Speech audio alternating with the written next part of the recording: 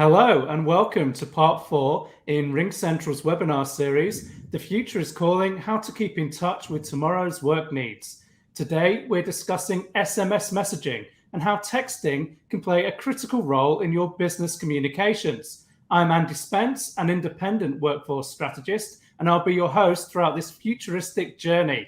Now, today, I'm delighted to be joined by Mike Stowe, who's the Director of Developer Product Marketing at RingCentral, and Graham Clark, VP of Market Development at M-Corp CX. So thank you both for joining me today. So let's start with introductions. Tell us a little bit about who you are, what you do, and just a little bit about your journey. So if I can go to Mike. So long story short, I had dreams of being a life flight paramedic. I was going to jump out of helicopters and save lives. And then I realized that A, I'm afraid of heights, and B, I don't like needles. So I became a developer where I actually worked on solutions for enterprises, SMBs, different emergency management systems. And people saw my code in production and said, hey, your code's so great, you should go find something else to do. And so that led me to the marketing aspect, which is what I do today. And my role at RingCentral is to manage developer marketing, which is how can you take advantage of APIs or integrations to expand your business? How can you take advantage of RingCentral's open platform to expand your business? But also leading technologies. And SMS is a really interesting one because there's been some significant changes in the industry that have really opened up a lot more capabilities for businesses of all sizes. And so that's another area that I work on, and I'm very excited to talk about with you and Graham today. That's great, Mike. Thank you. I think you've made a much safer career choice, actually. And Graham, tell us a bit about your journey. Great. I don't know if I can say that I was hoping to save lives, jump out of planes. So I did have a brief career way back in the 1980s in the music industry that we won't talk about because it'd probably be unemployable. But I've spent the last 35 years kind of at the center of technology-driven experience transformation, initially with Ernst & Young in the UK, helping banks deploy ATMs and retail stores with new point-of-sale systems. And then I did a lot of work in kind of the contact center, growth revolution. Got to be at the early stage of digital when I led a team at Bell South, which is now AT&T Southeast, as we developed most of what today is AT&T.com, which is a little scary that most of it seems to be still there. And then I've kind of woven through a variety of other parts of the experience revolution. And today, I spend most of my time, I got my fingers in a couple of different pies, but I spend most of my time focused on M-Corp CX, which is a boutique, small 50-person customer experience, and now employee experience and partner experience and supplier experience, because that's all changed, consulting company. And so we help our clients help figure out what their customers really want and what the people, processes, technology, and data that companies have to put in place in order to deliver on those desires. And we do that from $100 billion plus companies to small businesses.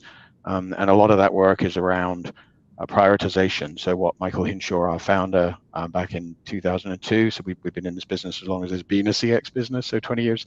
What he refers to as the 1,000 things that you could do, 100 things you should do, 10 things you can do, especially in the era of COVID, 2 that you actually can light up. And so in addition to that, we are a small business. And so for this topic, I think that's relevant. And then I also am involved in a couple of startups, and then my kids are very entrepreneurial. So my eldest daughter has a small car maintenance business, which is a very successful business, but small in the big scheme of things. And so I have a lot of personal experience of the topic we're going to talk about, as well as the professional experience that we have with our clients all up and down the chain. So it's a pleasure to be here today.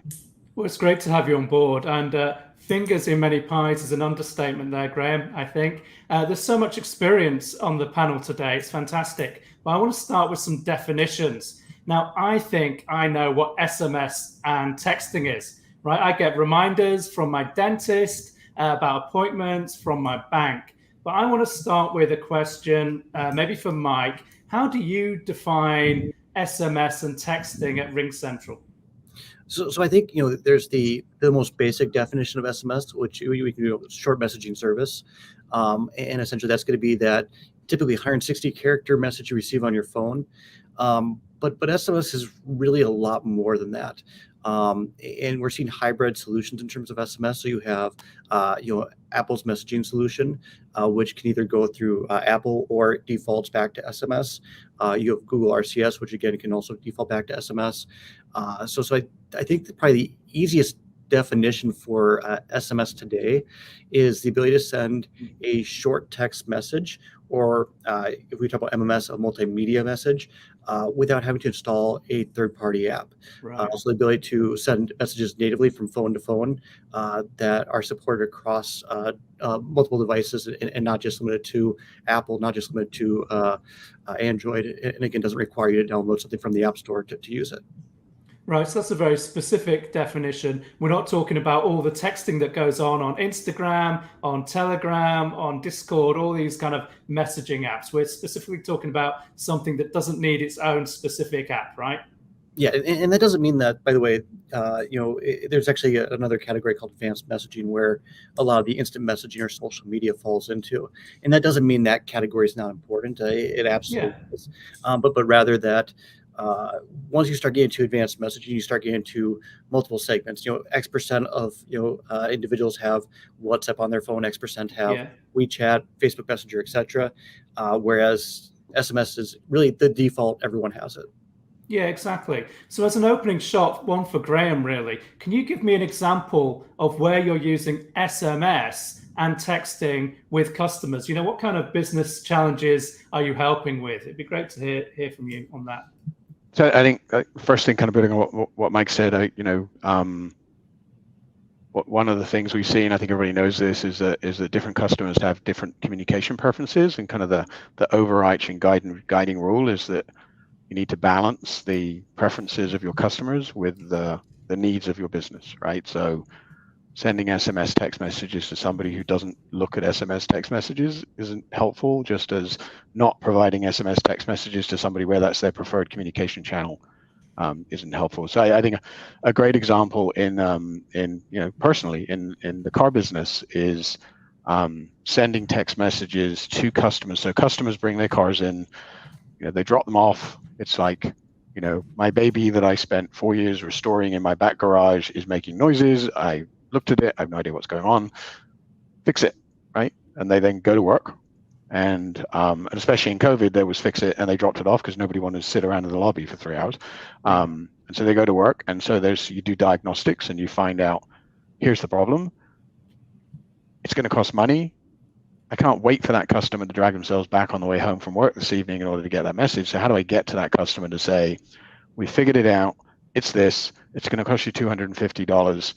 And they say, okay. And that not only gives you the ability to continue working, but it also gives you evidentiary proof when the customer comes back later that day and says, you did what? And you want how much money? And so, from a customer, both from a business operations efficiency perspective and effectiveness, and actually from a customer experience enhancer, especially when people really want to know because they want to move through their day and they don't want to be bothered about it. But also from again, on the back end, a lot of times when people get angry about those bills, they actually aren't really angry at you, they're angry at the bill.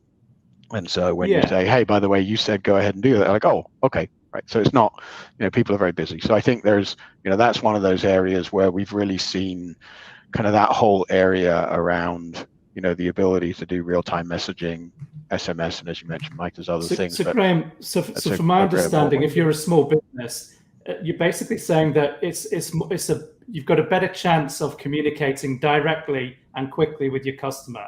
Is that one of the advantages? You've got a better chance of communicating directly and quickly with a customer where that customer wants to be communicated via SMS.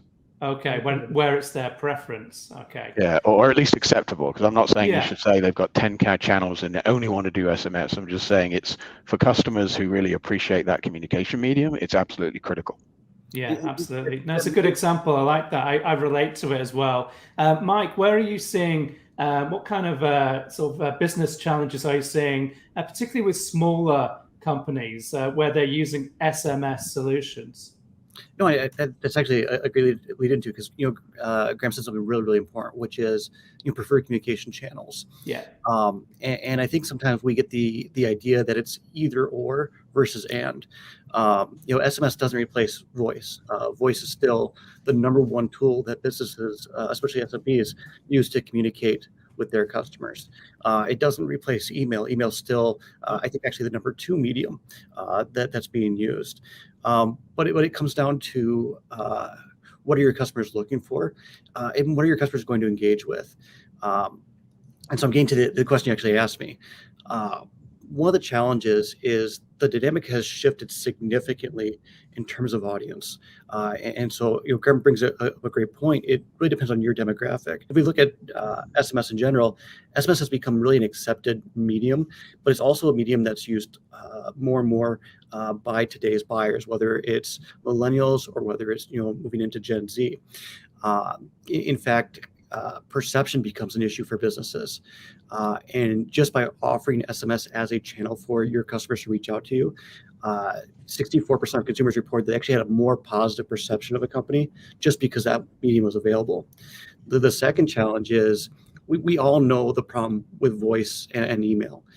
With voice, you have to connect with them. You make a call, maybe they answer, maybe they don't. Unfortunately, for me, most days, I get a phone call, I can't answer because I'm in a meeting, or my fiance wants to talk on the phone, so I'm on the phone with her, and so I can't answer the call that's coming in. Email. The problem with email is everyone's saying email. Everyone's subscribed to newsletters. In my case, and this is not an understatement, I probably receive about 1,000 emails a day. I can tell you I probably read 5 of them a day. What that means is that 995 people or messages I've received don't get read, don't get responded to at all. And that's where we look at SMS. The incredible thing about SMS actually has about a 90% response rate in the first minute. So, or sorry, a 90% read rate in the first minute. I need to make sure I clarify that. What that means is when you send a message, you're not waiting for them to go check their email inbox. You're not hoping that they are able to answer the phone. It's immediately there. But here's the incredible thing. In the first 3 minutes, it jumps to 98%. The engagement rate or response rate for text messages over email is 7.5 times greater. So it really comes down to, as a business, you need a way to communicate with your customers. You need a way to get above the noise from a marketing standpoint. How do they know about your business or how they interact with your business? And customers are demanding really real-time or near instant responses. And that takes us to the next aspect that SMS can provide, and this goes back to my role to the developer side, is that you can automate SMS replies. You can build autoresponders that say we're closed. You can build autoresponders that provide support question answers. In fact, we have a customer where you through SMS, you can place orders. In real time, you can update your order. So instead of having to call a sales rep and say, hey, I need to change from 10 t-shirts to 20 t-shirts, you just text in, system automatically does that. And if I'm worried about where my t-shirts are at 11:30 p.m. at night, I can text, where's my order at? It ties into their your shipping system. So they get the order, they find out who the shipper is, they get the tracking ID, they look up the tracking status, and they reply back and say, your order shipped on Friday. It should be in San Francisco on Saturday. And the really incredible thing is, there are some really innovative tools out there now, like Zapier, Make.com, etc., that make it very easy to build these automations. So that's a really long way of saying, trying to get a hold of your customers and engage with your customers. Try and manage health and safety protocols. For example, now we're seeing more and more where people want to place an order and be notified when the order is ready, whether it's pickup from a restaurant, delivery from a restaurant, or delivery from a grocery store. Again, there's a lot more use cases, but it all comes down to, as Graham mentioned, having an effective medium to interact with your customers, and not losing opportunities because they're not picking up the phone, or they didn't read your email over the other 1,000 emails they received. It's a great summary of the benefits of SMS. I mean, those response rates are extremely high, much higher than a Twitter DM, I imagine. But you've ruined an illusion for me. I always thought it was the dentist receptionist who was sending me texts, but now you tell me it's all done on autoresponders. So that's shattered an illusion. But one thing I want to do now is just delve a little deeper into a theme that we're getting on this conversation. And it's around customers, the human beings we're interacting with, and their changing needs. So a question for Graham is, why do you think customers may not be responding to business communications? So, firstly, I'll point to something else you said. So, the discipline that we're part of, and Michael Hinshaw, our founder, was one of the inventors of 20 years ago, which is called customer experience and CX, right? So it applies to employees, it applies to partners, it applies to suppliers, because they all have one thing in common, and that's they're all people, which makes it simple. So I think the same thing applies in employee experience, which is a big deal. We've all been reading the news for the last 2.5 years about the Great Resignation and companies realizing that great customers are hard to find and retain, but great employees are hard to find and retain, and great parts. So I think, and Mike kind of alluded to some of this. I think part of it is communication overload, right? So whether it's the 1,000 emails a day, whether it's I've been on 4 calls and I got a voicemail, and I didn't know on my phone, by the way, I have this interesting feature whereby I now get voicemails, but it no longer tells me I got a voicemail unless I dial into voicemail. I don't know what changed, but and so I think communication overload is the biggest one. I think communication abuse we see a lot. So for example, companies are over communicating, right? So it's like they discover my preferred channel of choice, and now I get 300 emails a month from that company, or 50, or even worse, they're now sending me text messages with 23 lines of information. And where did that come from? So, or we discover we can put video on it, so now we're going to send you videos all the time. So I think people are over communicated to by their providers.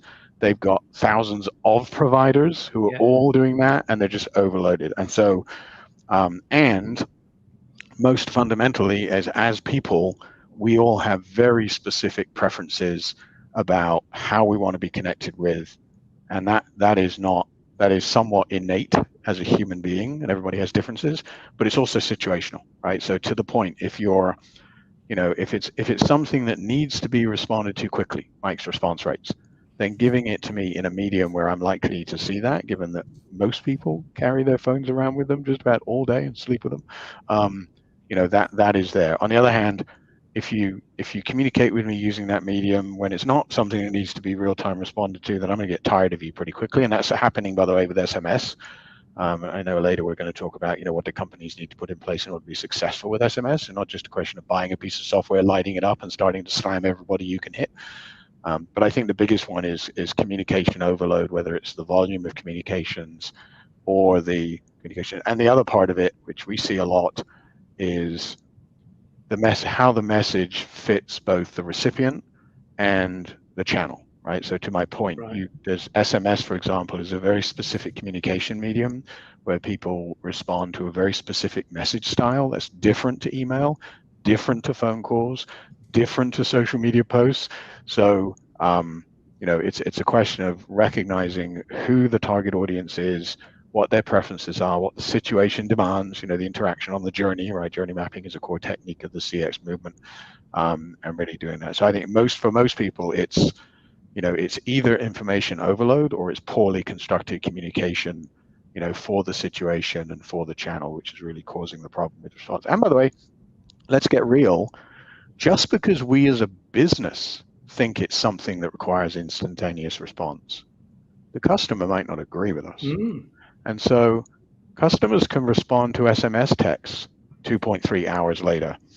So we need to make sure, again, that there's a real clear understanding between us as a business and the customer that we're using this channel, either because it's a real-time interaction need, or because we respect and recognize that the customer just, prefers to get all their communication or most of their communication in that channel. So I think, the recognition of using this for the right customer at the right time, at the right point, with the right message is really kind of where people need to go. And generally just everybody's, overtasked, over-communicated, over-scheduled, over just about everything, right? Tell me about it, Graham. I really relate to that. The volume, the frequency, the multiple platforms, definitely. And Mike, does this resonate with your experience working with customers as these are the challenges that people see? I think it does. I mean, I think Graham, hit the nail on the head. it depends on who your target audience is, and depends on what you're trying to communicate to your target audience. And one mistake that we do see is people will try to send emails via SMS, where someone gets a literally 10,000 character SMS or series of SMS messages. They're not going to read those. And I think there's definitely 100% truth, and you can over communicate. If you're sending 10 messages a day to your customers, they're going to tune you out. Now, the nice thing with SMS is, again, it is a preferred channel for many customers today, and it's also easy to opt out. Actually, easier than email. Email, you have to log your inbox, you have to go find the unsubscribe button, click. Right, yeah. SMS, I reply stop, and I'm unsubscribed, as long as you're following the requirements of CTIA or CTIA. On the other hand, I think there's a real risk in under communicating with your customers, and if they don't know what your business is doing, or again, what you're offering, that's a potential sale or potential interaction you're going to lose. One of the things I actually really appreciate, this is going to sound weird, but one of the things I really appreciate via SMS is when my local gas station sends me a deal and says, hey, you can save 5 cents a gallon today, because gas prices being what they are, I'll take the savings I can get. Or one of my preferred stores or e-commerce site sends me a coupon or a deal saying, hey, we're having this sale. Do you want this? Those are actually things I find beneficial, because again, I'm not going to see that email, and without that communication, I'm not going to go back to their website and look, because I'm not proactively seeking out who has a sale each day, or what day is the best day to buy gas. Again, they're actually making my life more convenient, saving me money, helping me find the things I need. Absolutely. There's a whole range here between over communicating and, as you mentioned, the risk of under communicating, not getting the most with our customers. So, I mean, just to build on that, a single missed call may not seem like a big deal, but I guess these instances can add up. So what are the kind of dangers that businesses may face if they're not able to keep in touch with customers? Any examples you can share today? Well, I mean, I'll just share from my personal experience. It's kind of out of sight, out of mind, to be honest. Unless you've developed a real loyalty with the customer, where they're, constantly coming back. I'm gonna pick on Amazon. I think during the pandemic, they were my number one, shopping sites. When I think of buying things online, I'm thinking Amazon.com. And if a business I've done business with before isn't communicating, saying, hey, by the way, we have this in stock, you could save money here, this is a feature for you, then the reality is I'm not even going to think of that business. They're not going to be in my consideration. Likewise, while a business may not choose to communicate, or may not be communicating effectively, the well-known secrets out of the bag. I think there's numerous SMS marketing solutions out there. In RingCentral, we offer a marketing solution as well. But there's numerous solutions out there that they can use. And so if you're not communicating with your customers effectively, and not getting in front of them, and not staying top of mind, your competitors will be. So I think that's the real risk. So missed sales is massive, isn't it? Would you agree with that, Graham? Are there any other categories you can think of? I do agree with that. I again, as you may have noted, Tel, I get a little twitchy, for the right word, and think people need to be sensitive about SMS as a marketing medium. It's a very powerful marketing medium, but again, remember, part of the reason we're having the conversation is because of over communication by email. We're getting there with SMS texts and LinkedIn posts and social. It's not going to be long where auto generators of SMS marketing texts are going to mean that my phone is completely useless, because I'm getting, what did you say, Mike, 1,000 SMS texts a day. So I think, and you can become one of those companies people hate and despise because you're over communicating. So I think, again, precision and sensitivity.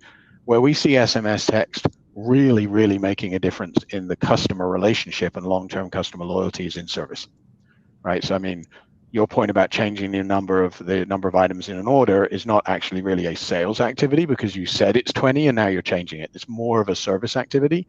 And so in the service business, not recognizing that that's the way, that there is timeliness around a lot of things, that there are a lot of customer experience and relationship enhancers by communicating with them in real time when real time is required, and the ability to develop greater levels of intimacy between your business and that customer by communicating, again, the way they want to be communicated, how they want to be communicated. And as we've seen again with email and many other things, not being one of those people, right? Who is kind of like the, what we refer to kind of the spamming email world, right? So I've discovered I can do email, and I can use an auto email generator, and I can bring in all these offshore resources to do it, and therefore I'm going to send you 350 messages a week. So I think not being one of those people is very important, but the relationship enhancers, the business opportunities, the better sales, the better marketing, the better servicing, and the better long-term loyalty of the customer that can be gained when you use SMS as one of your communication channels in the right way, and you think about it correctly, then that is a massive relationship enhancer and a massive business results enhancer when you do it right. Yeah, listen, you've sold it to me, guys. We've got decades of experience of implementing technology here. So I would like to ask both of you, what have you observed as best or better practice that companies might want to implement? Mike? Yeah, so I'm just going to piggyback on what Graham just said, because he brought up a really important point about customer service. And me, I'm the marketing guy, so I got to throw out metrics here.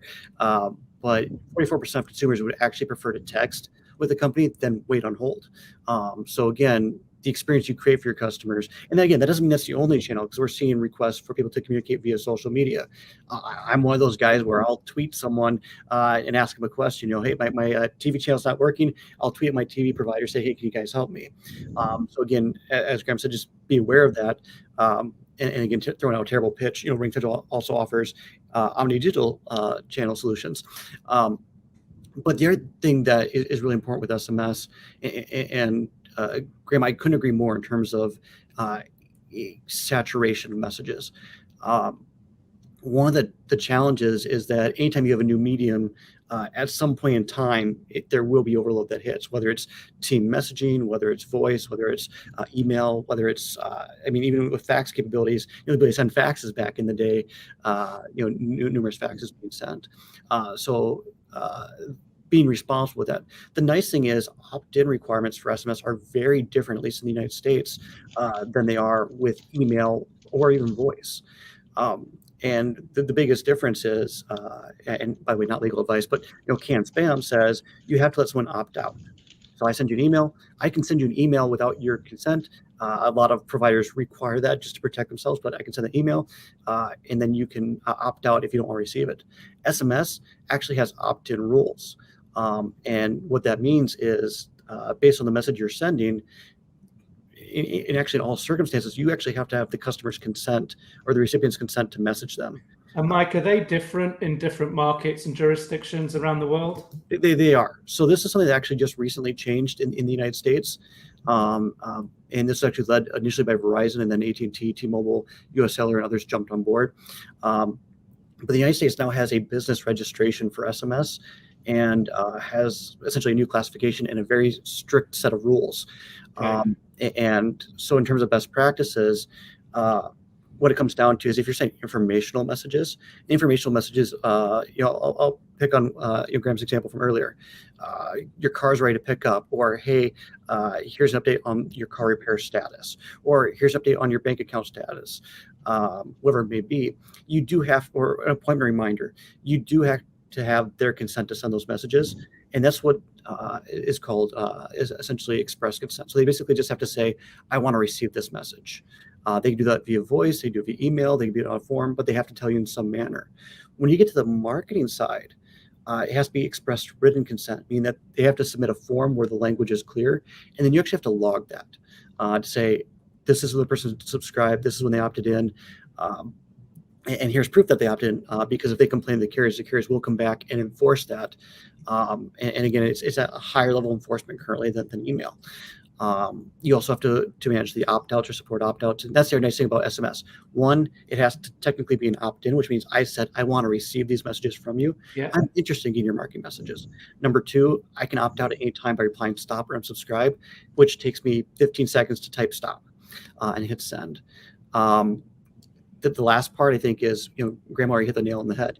Sending relevant, concise messages. SMS is not email. If you send a 10,000 character SMS, it's not going to get read. It's not going to be successful. But saying concise updates that are relevant to your audience and what they're looking for. If I'm subscribing to informational updates, send me very quick. I'll pick on a DoorDash or Uber. They do a great job of this. Your driver's on the way. Your driver's a minute away. Those are very concise, very helpful updates. Marketing-wise, being concise to the point, and if you're able to tailor a segment to my interests, this product's now available, and you can save 10%. That's why I need to know to make a decision, and then you can link to a website or give me additional details if I want to learn more. But again, making it available for them to opt in, making sure customers are aware that this is a medium, whether it's for marketing, whether it's for sales interactions, whether it's for support. And then, as Graham mentioned, interacting with the way that they want to be interacted with, or understanding, again, should you communicate over SMS versus if I'm making a tweet or sending an email. No, that's great. I've heard so many good tips from both of you today. We're coming towards the end of our conversation. But a question, Graham, for you is, if somebody is thinking of implementing SMS solutions, what are one or two tips that you would give them? That's good. By the way, I do want to point to one of Mike's comments. I always love marketing statistics. We use them too. He says, I think 44% of people prefer to text than be on hold. And my unscientific survey says 99% of people prefer to have their phone call answered by an intelligent, capable person on the first ring. But businesses don't have all those people. Therefore, they put people on hold, and therefore we end up texting, right? So I think, to me, I think that the major tips are really around kind of be intentional, right? So think about it. Just because the technology's at your fingertips, think about it. Don't spend months thinking about it, but just think about it and think about those things about communication. And I think the things that we would suggest is, like most things, is think about it, try it with a small audience. It's always good if you have friendly customers, right? The kind of people you can screw up with and they don't run away. Maybe even tell them, maybe even give them a deal, an offer related to the fact you're trying it. Tell people you're trying it. So be open, those horrible words people throw around of transparency and authenticity and all that stuff. So we would say, trying it, trialing it, see how well it works, see how well your messaging works. And then the other one, and we've seen this in large businesses, and I mentioned the car business, right? Car maintenance business, is train your people. And well, actually not the last one, the second last one. So train your people, that are actually going to be doing this. And then I don't think I'd push back on something Mike said earlier, but be really, really careful about the automated messaging thing. Okay. No, right, because that can get out of control really fast. And once you've damaged that customer relationship, it's really, really hard to bring a customer back. It's much, much more expensive to try and recover a customer than it is to avoid pissing them off in the first place. That's great. And listen, Mike, quickly, because that's a great call out on the automated messages. With the automated messages, if you're automating every time there's an abandoned shopping cart, you're sending an SMS, that's probably not the right use of an automated message. If you're giving me the ability to send a message to you and get an answer to my question, with as Graham mentioned, support cases, get updates on my flight, change my order, place a new order. Domino's had the pizza emoji where you could message the pizza emoji. That's where the automation comes into play, or automated alerts, fraud alerts, for example. I don't think myself. One of the greatest innovations is the credit card fraud alert that says, "Did you make this purchase? Yes or no?" Because quite frankly, I don't want my card not working, and I can just make that change or know what's going on. So again, everything has to be done strategically. What I will say, and this is kind of a shameless plug, is if you're looking at how can SMS really help my business, or how can I use SMS to enhance my business or engage my customers, Graham, obviously expert, like he knows his stuff. I'm okay, but you don't have to take our word for it. There are numerous case studies on RingCentral.com of customers using SMS and saying this is how we used SMS and this is how this has really helped our business and opened up new channels that we didn't even know existed, and new opportunities that we would have completely missed. So useful.